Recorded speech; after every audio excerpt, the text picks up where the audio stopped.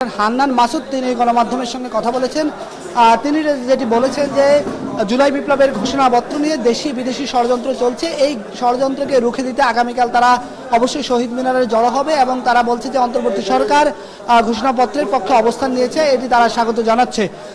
তবে আমরা মনে করেছিলাম এটি চূড়ান্ত ব্রিফিং, সেজন্য আমরা তারা এরপরেই তারা একটি মিছিল নিয়ে তারা বাংলা মোটর থেকে একটি মিছিল নিয়ে তারা টিএসসি শাহবাগ হয়ে টিএসসির দিকে রওনা দিয়েছে। তবে কিছুক্ষণ আগে আমাদেরকে আরেকটি তথ্য জানানো হয়েছে যে এখানে আমরা দেখেছি এখানে সার্জিস আলম রয়েছেন, বৈষম্য বিরোধী ছাত্র আন্দোলনের মুখপাত্র উমামা ফাতেমা, আহ্বায়ক হাসনাত আবদুল্লাহ রয়েছেন। তারা আমাদেরকে বলেছেন ঠিক রাত 1:15 অর্থাৎ এখন থেকে 15 মিনিট পরে আনুষ্ঠানিকভাবে বৈষম্য বিরোধী ছাত্র আন্দোলনের যে দাপ্তরিক ব্রিফিং সেটি অনুষ্ঠিত হবে এবং সেখানেই তারা আগামীকালকের কর্মসূচি নিয়ে তারা তাদের চূড়ান্ত সিদ্ধান্ত তারা জানাবে।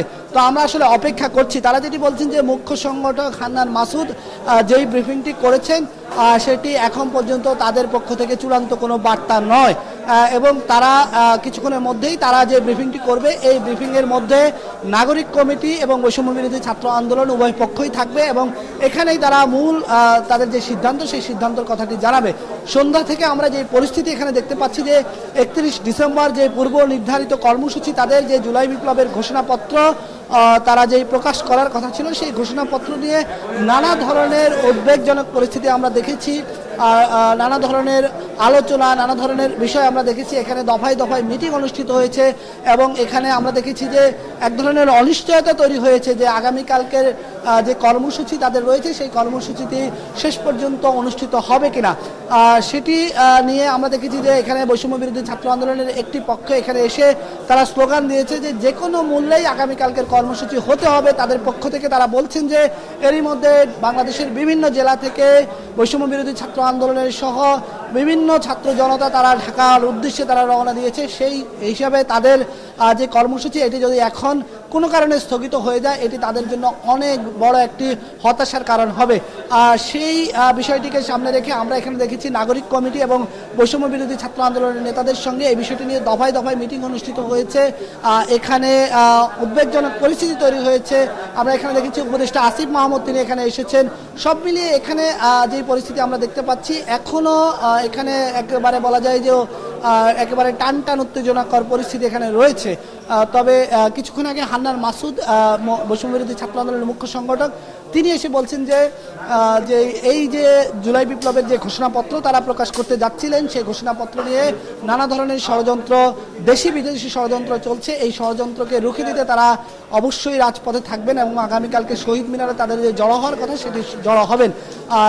হান্নান মাসুদ এই কথাটি বলেই তিনি কিছু সংখ্যক নেতাকর্মী নিয়ে শাহবাগ হয়ে টিএসসির দিকে রওনা দিয়েছেন। কিন্তু তারপরেই আমাদেরকে জানানো হয়েছে এখন এখানে হাসনাত আবদুল্লাহ, উমামা ফাতেমা, সার্জিস আলম, আক্তার হোসেন সহ নাগরিক কমিটি এবং বৈষম্য বিরোধী ছাত্র আন্দোলনের উভয় পক্ষের নেতারাই এই বৈষম্য বিরোধী ছাত্র আন্দোলনের এই কেন্দ্রীয় কার্যালয়ে তারা উপস্থিত হবেন এবং এখানে তারা উভয় পক্ষ মিলে তাদের যে আনুষ্ঠানিক সংবাদ সম্মেলন সেই সংবাদ সম্মেলনে তারা কথা বলবেন। সেই সংবাদ সম্মেলনের মাধ্যমেই তারা জানাবেন যে আগামীকালকে তাদের যে কর্মসূচি রাত পোহালে তাদের যে কর্মসূচি সেই কর্মসূচির আসলে চূড়ান্ত পরিণতি আসলে কি, শেষ পর্যন্ত জুলাই বিপ্লবের যে ঘোষণাপত্র তারা প্রকাশ করবেন সেটি আসলে তারা আদৌ প্রকাশ করতে পারবেন কিনা।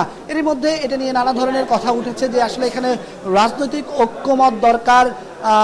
কেউ কেউ বলছেন যে এখানে রাজনৈতিক দলগুলোকে নিয়ে এই ঘোষণাপত্র প্রকাশ করার একটি বিষয় রয়েছে, সেখানে তারা কতটুকু রাজনৈতিক দলগুলোকে তাদের বাগে আনতে পেরেছেন নানা আলোচনা রয়েছে। তবে আমরা অপেক্ষা করছি কারণ এখানে আমরা দেখছি যে যারা রাজপথে সক্রিয় অবস্থানে ছিলেন একেবারে জুলাই আগস্টের আন্দোলনে সেই সমস্ত নেতাকর্মীরা এই বাংলা মোটরের যে রূপায়ণ টাওয়ার এই বৈষম্য বিরোধী ছাত্র আন্দোলনের যে কেন্দ্রীয় কার্যালয় সেখানে তারা অবস্থান নিয়েছেন।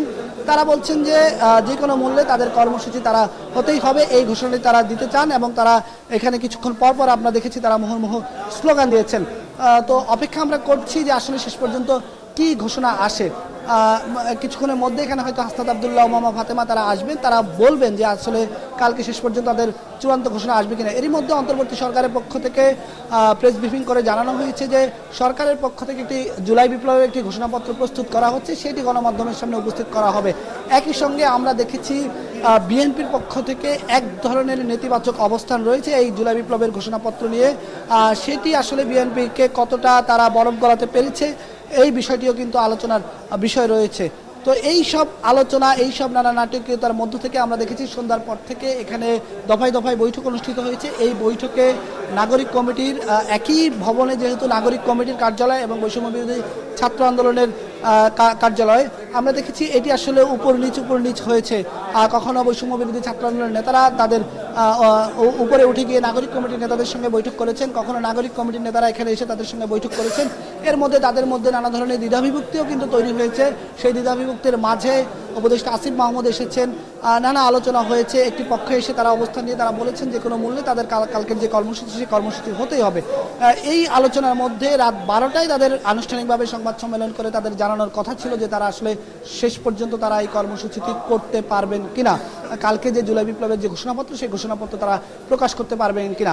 এর মধ্যেই আমরা দেখেছি যে কেন্দ্রীয় যেই মুখ্য সংগঠন, সেই মুখ্য সংগঠন হান্নান মাসুদ তিনি এসে বলেছেন যে ঘোষণাপত্র নিয়ে দেশি বিদেশি ষড়যন্ত্র চলছে। এই কথা বলেই তিনি একটি মিছিল নিয়ে টিএসসির উদ্দেশ্যে রওনা হয়েছেন। আর কিছুক্ষণ আগে আমাদেরকে জানানো হয়েছে যে এখানে কিছুক্ষণের মধ্যেই নাগরিক কমিটি এবং বৈষম্য বিরোধী ছাত্র আন্দোলনের উভয় পক্ষ মিলে একটি আনুষ্ঠানিক সংবাদ সম্মেলন করবে। আমরা অপেক্ষা করছি তারা সংবাদ সম্মেলনে শেষ পর্যন্ত কী তথ্য আমাদেরকে দেন। এই ছিল আমার কাছে এখনকার মতো।